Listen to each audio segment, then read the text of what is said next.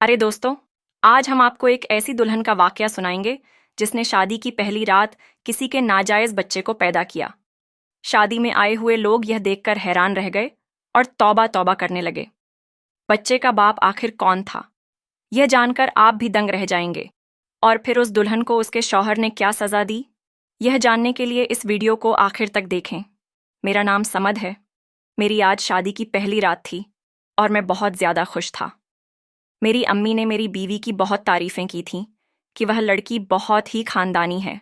लेकिन मैं क्या जानता था कि यह खानदानी औरत शादी की पहली रात ही मुझे तारे दिखा देगी। मैं जैसे ही कमरे में दाखिल हुआ, उसने ढके चेहरे से ही चीखना चिल्लाना शुरू कर दिया। मैंने घबराकर उसका घूंघट उठाया तो मुझे देखकर वह मजीद रोने लगी। मैंने कहा कि क्या हुआ, आप ठीक तो हैं? वह कहने लगी, मेरे पेट में बहुत दर्द हो रहा है, मेरा बच्चा पैदा होने वाला है, जल्दी करें, दाई को बुलाएं। यह सुनकर तो मेरे होश उड़ गए, लेकिन जितना उसने शोर मचाया हुआ था, जितना वह चीख रही थी, उसे देखकर मैं फौरन भागा। उस वक्त मेरे जहन में इतना भी याद ना रहा कि यह औरत मेरी बीवी है और आज हमारी शादी की पहली रात है। मुझसे उसका इस कदर चीखना चिल्लाना बर्दाश्त नहीं हो रहा था। लेकिन इससे पहले कि मैं बाहर आकर किसी से कुछ बोलता, एक औरत कमरे के अंदर दाखिल हुई। उसने काले रंग के कपड़े पहन रखे थे। उसके साथ 4-5 और भी लड़कियां थीं। वह औरत काफी नौजवान लग रही थी। उन्होंने मेरी बीवी को पकड़कर उठाया, फिर उसके ऊपर एक बड़ी सी चादर डाल दी ताकि कोई देख ना सके। मैं तो देखता ही रह गया कि यह क्या हो रहा है दोस्तों। यहां तक मुझे मालूम था मेरी बीवी एक शरीफ और खानदानी लड़की थी, फिर शादी की पहली ही रात उसे बच्चा कैसे पैदा हो गया। मैं अपनी बीवी और उन औरतों के पीछे पीछे गया। उन्होंने बाहर एक गाड़ी में जल्दी से मेरी बीवी को बिठाया और वहां से गाड़ी चली गई। घर मेहमानों से भरा हुआ था। वह भी सब लोग बातें करने लगे कि दुल्हन को क्या हुआ, अचानक से उसे अस्पताल क्यों लेकर चले गए हैं। मैं भी बाहर दुल्हा बना, हैरान सा खड़ा था। अब किसी को क्या जवाब देता कि क्या हुआ है। मैं उन सब लोगों के सामने खामोश रहा, क्योंकि मेरी बीवी एक ऊंचे खानदान से ब्याह कर लाई गई थी। ऐसे में उसकी इज्जत को नीलाम नहीं कर सकता था। मैं अपने कमरे में आया। मैंने सोचा कि मैं अपने वालिद से बात करूं, मगर इससे ज्यादा तो लड़की के वालिद कसूरवार थे जिन्होंने एक हामिला लड़की को मुझसे ब्याह दिया था। क्या मेरे अम्मी अब्बू को भी ये बात नजर नहीं आई? मैं दिल में सोचने लगा कि मुझे अपने ससुराल वालों से बात करनी चाहिए। मैंने अपनी बीवी के अब्बू को कॉल की। उसने कॉल उठाई तो मैंने गुस्सा करने के बजाय बहुत ही नरम लहजे में बात की। मैंने कहा कि अंकल, आपकी बेटी को तो दाई और कुछ लड़कियां लेकर अस्पताल गई हैं और मैं यहां बैठा अपनी बेइज्जती का मातम कर रहा हूं। अगर आपकी बेटी का किसी और के साथ चक्कर था तो कम से कम आप मुझे बता तो देते। वह कहने लगा कि तुम पागल तो नहीं हो गए हो, तुम ये क्या बकवास कर रहे हो। मेरी बेटी बिल्कुल ठीक ठाक थी। अभी वह बात कर ही रहा था कि उसकी बीवी पीछे से आ गई और कहने लगी कि वह ठीक कह रहा है। ये बात सुनकर तो उनकी आवाज जैसे बंद हो गई। उन्होंने फौरन फोन बंद कर दिया। अब मुझे यकीन हो गया था कि मेरी बीवी के पेट में किसी और का नाजायज बच्चा था। मुझे उन लोगों ने सिर्फ और सिर्फ बेवकूफ बनाया। मैंने सोचा कि मैं अपनी बीवी को जाकर उसी वक्त तलाक दे दूं, लेकिन उससे पहले कि मैं कोई ऐसा कदम उठाता, मेरी अम्मी कमरे के अंदर दाखिल हुई और कहने लगी कि बेटा तुम बाहर जाओ, परेशान होने की बिल्कुल जरूरत नहीं। मैंने हैरत से अम्मी को देखा कि मेरी बीवी ने शादी की पहली रात ही किसी और के बच्चे को जन्म दिया है और आप कहती हैं कि मैं परेशान ना हूं। आप यह कैसी बातें कर रही हैं? अम्मी कहने लगी, बेटा मैं तुम्हारे दर्द को समझती हूं, लेकिन तुम्हें मेरी बात भी माननी होगी। मैंने कहा, ठीक है अम्मा, मैं सारी जिंदगी आप ही की तो मानता आया हूं, अब भी मान लूंगा। मैं तो कोई खिलौना हूं। मेरी जिंदगी के बारे में ना तो किसी ने सोचा और ना ही कोई ख्याल किया। अम्मी कहने लगी, अरे बेटा लड़कियों की तरह क्यों रो रहे हो? तुम्हारे भले की बात कर रही हूं। बाहर आओ, तुम्हारे ससुराल वाले आए हैं, तुमसे बात करने के लिए वह तुम्हें कुछ कहना चाहते हैं। मैंने कहा, अम्मी मैं उन लोगों से क्या बात करूं? अब वह मेरे आगे हाथ जोड़कर यही कहेंगे कि हमारी बेटी की इज्जत रख लो, उसे माफ कर दो। कहने लगी, ऐसी कोई बात नहीं है, बस तुम बाहर आओ और फिलहाल जो तुम्हारे अब्बू कह रहे हैं वही करो। मैंने कहा कि अब्बा क्या चाहते हैं? अम्मी कहने लगी कि वह यह चाहते हैं कि तुम अपनी बीवी के पास अस्पताल जाओ और जाकर उसका हालचाल पूछो। फिर जो बच्चा उसके पास पड़ा होगा उसे उठाकर गले लगाओ और उसको अपनाओ सबके सामने। मैं कहने लगा, अम्मी आप होश में तो हैं? आप लोग मेरे माँ बाप हैं या दुश्मन? मैं किसी और शख्स के नाजायज बच्चे को उठाकर क्यों अपनाऊं? यह नहीं हो सकता। अम्मी कहने लगी, बेटा, हम जो बोल रहे हैं वह तुम्हें करना होगा। तुम्हें हमारी कसम है, अगर तुमने मेरी बात ना मानी और जब तुम घर आए तो मैं तुम्हें सारी बात बताऊंगी। फिर तुम जो कहोगे मैं वैसा ही करूंगी और तुम्हारी किसी भी बात पर फिर हमें कोई भी ऐतराज नहीं होगा। मैंने मजबूरन उनकी बात मान ली। मैंने कहा कि ठीक है, मैं आपके कहने पर उससे मिलने चला जाता हूँ। यूं मैं घर से निकला और अस्पताल पहुंच गया। मैं यही दुआ कर रहा था कि अल्लाह करे यह सब झूठ हो। अल्लाह पाक ने कितने अरसे के बाद शादी की खुशी दिखाई और अब यह सब हो गया। दिल में उदासी लेकर जब मैं कमरे में दाखिल हुआ तो देखा कि वहां पर कुछ लोग मौजूद थे, जिनमें 4-5 लड़कियां थीं और साथ में एक लड़का वहां पर मौजूद था। लड़का कुछ ज्यादा खूबसूरत नहीं था, मामूली सी शक्लो सूरत थी, जबकि उसे देखकर लगता था कि वह बहुत ही चालाक और शातिर है। मुझे देखते ही वह चौंक कर खड़ा हो गया। मैंने जाते ही पूछा, तुम कौन हो भाई? तो वह कहने लगा, मैं इस बच्चे का बाप हूं। उस बच्चे को देखकर मेरा खून खोलने लगा, मगर अम्मी अब्बा ने कसम दी थी कि जो हमने कहा है वही करना। मैंने लड़के से कहा कि यह आपका बच्चा कैसे हुआ? ये लड़की मेरी बीवी है और यह बच्चा भी मेरा हुआ। यह सुनकर वह लड़का मुस्कुराते हुए कहने लगा, अच्छा, ये कैसे हो गया? इतना प्यार एक ही रात में जरूर। बीवी लाइबा ने आप पर कोई जादू किया होगा। यह कहकर उसने मुझे धक्का देकर कमरे से बाहर निकाल दिया। यह मंजर देखकर तो मेरा दिमाग ही घूम गया था कि अंदर मेरी बीवी का आशिक अपने बच्चे के साथ खड़ा है। फिर भी मेरे माँ बाप ने कहा कि मैं उससे जाकर हालचाल पूछूं और बच्चे को अपना नाम दूं। मैंने सोचा कि अम्मी अब्बू को कॉल करके बताता हूं कि मोहतरमा का आशिक भी आ गया है अपना बच्चा लेने के लिए। लेकिन फिर मुझे अम्मी की कसम का ख्याल आया। मैं वापस कमरे में आया। मैंने लड़के से कहा कि अगर यह बच्चा आपका है तो आप इसे ले जाएं और मैं अपनी बीवी को वापस अपने कमरे में ले जाऊंगा, क्योंकि यह मेरी बीवी है, मेरी इज्जत है। मैंने इससे निकाह किया है और निकाह का रिश्ता इतना कमज़ोर नहीं होता कि उसे एक झटके में तोड़ दिया जाए। वैसे भी मैं अपनी बीवी से बहुत मोहब्बत करता हूँ। मेरी यह बातें सुनकर उसका रंग पीला पड़ गया, फिर गुस्से से बाहर चला गया। मेरी बीवी रो रही थी।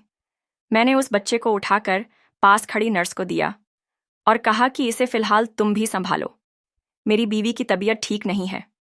मैं हैरान था कि इतनी खानदानी लड़की ने इतनी गिरी हुई हरकत कैसे कर ली। मैं अस्पताल से अपनी बीवी को लेकर घर आ गया तो मेरे अम्मी अब्बू मेरे सामने ही खड़े थे। मेरी बीवी को देखकर उनके किसी भी अंदाज से नहीं लग रहा था कि उसने किसी बच्चे को जन्म दिया है। वो बिल्कुल ठीक ठाक चल रही थी और वही शादी वाला जोड़ा अभी भी पहना हुआ था। अम्मा ने आते ही कहा, आ गई मेरी बहू, और गले से लगा लिया। उसने भी अम्मा अब्बा को सलाम किया। उसे देखकर बिल्कुल ऐसा लगता था कि यह कुंवारी है। मेरी बीबी को अम्मा ने बड़े ही प्यार से अपने पास बिठाया। मुझे अम्मा से और अब्बा से उस वक्त बहुत ज़्यादा नफरत हो रही थी कि शायद मेरे माँ बाप अमीर बहू के लालच में आकर उसके साथ अच्छा रवैया इख्तियार कर रहे हैं, जो कि नहीं करना चाहिए। मेरी बीवी ने इतनी बड़ी गलती नहीं बल्कि बहुत बड़ा गुनाह भी किया था, जिसकी उसको सज़ा तो मिलनी ही चाहिए थी। लेकिन अम्मा तो उसे ऐसे बिठा रही थीं जैसे वह बहुत पाक और परहेजगार हो। मुझे बहुत अजीब लग रहा था। तभी हमारे घर में एक औरत दाखिल हुई। उस औरत के साथ एक मर्द भी था, जिसे देखकर मैं हैरान हो गया। वह दोनों मियाँ बीवी लग रहे थे। मेरी बीवी ने बताया कि यह मेरी बहन और बहनोई है। उन्होंने ने बच्चा उठा रखा था। आते ही मेरी बीवी के गले से लग गई और कहने लगी, मेरी बहन, तुम्हारा बहुत बहुत शुक्रिया। तुमने मुझ पर बहुत बड़ा एहसान किया है। मैं जिंदगी भर तुम्हारा यह एहसान नहीं भूलूंगी। अगर यह बच्चा नहीं होता तो मैं आज तलाक लेकर अपने मायके आ जाती। उसके शौहर ने गुस्से भरी नजरों से उसे देखा और कहने लगा, ऐसी भी कोई बात नहीं है, ये बिला वजह की बातें ना किया करो तुम। फिर कहने लगा, अब यह बच्चा हमारा हुआ और हमारा खून है, ये सब हम इसे पाल लेंगे। मेरी बीवी शर्माते हुए उनको देखकर मुस्कुरा रही थी। फिर अचानक से मेरी बीवी ने ऐसा रवैया इख्तियार कर लिया कि मुझे यखनी लाकर दो, मुझे कमजोरी से चक्कर आ रहे हैं। मेरी बीवी की बात सुनकर अम्मी फौरन उठ खड़ी हुई और कहने लगी, हाँ हाँ, क्यों नहीं, अभी अभी अपनी बहू को गर्म यखनी लाकर देती हूँ। आखिर मेरी बहू ने इतना प्यारा बेटा जो पैदा किया है। यह कहकर अम्मी किचन में चली गई। उनकी बातें सुनकर मेरा खून खोलने लगा कि यह अम्मी को हो क्या गया है। पैसे के लालच में बिल्कुल पागल हो गई हैं। मैं भी अम्मी के पीछे किचन में आ गया। मैंने अम्मी से कहा कि आपका दिमाग तो ठीक है, हराम का बच्चा पैदा करने पर आप उसे बहू बहू कह रही हैं। और यह बाहर क्या तमाशा है? आपने मुझे कहा था कि जब मैं अस्पताल से आऊँगा तो आप मुझे सारी बात बताएंगे। अम्मी कहने लगी, तुम थोड़ा सब्र करो, इन लोगों को जाने दो, फिर मैं तुम्हें सारी बात बताती हूँ। वह बात जानने के बाद तुम्हारा दिल मुतमिन ना हुआ तो तुम अपनी बीवी को तलाक दे देना। मैंने फिर से खामोशी इख्तियार कर ली कि चलो 1-2 घंटे और सब्र कर लेता हूँ। बाहर आया तो सब मेरी बीवी को बड़ी अच्छी अच्छी नज़र से देख रहे थे, जैसे उसने कोई बहुत बड़ा काम सर अंजाम किया हो। फिर वह दोनों 1 घंटे के बाद चले गए। मैंने भी शुक्र अदा किया कि अब मैं अपनी बीवी को तलाक देकर इससे हमेशा के लिए जान छुड़ा लूंगा। लेकिन फिर अम्मी ने जो कुछ मुझे सुनाना शुरू किया, मेरे तो होश ही उड़ गए थे और मुझे खुद पर अफसोस होने लगा। मेरी अम्मी मुझसे कहने लगी कि बेटा समद, हमारी बात गौर से सुनो। उस वक्त मेरी बीवी भी सामने ही बैठी थी। अम्मी कहने लगी कि अब मुझे बताओ, क्या तुम्हें कहीं से भी लगता है कि तुम्हारी बीवी ने कोई बच्चा पैदा किया है? मैंने बीवी की तरफ गौर से देखा।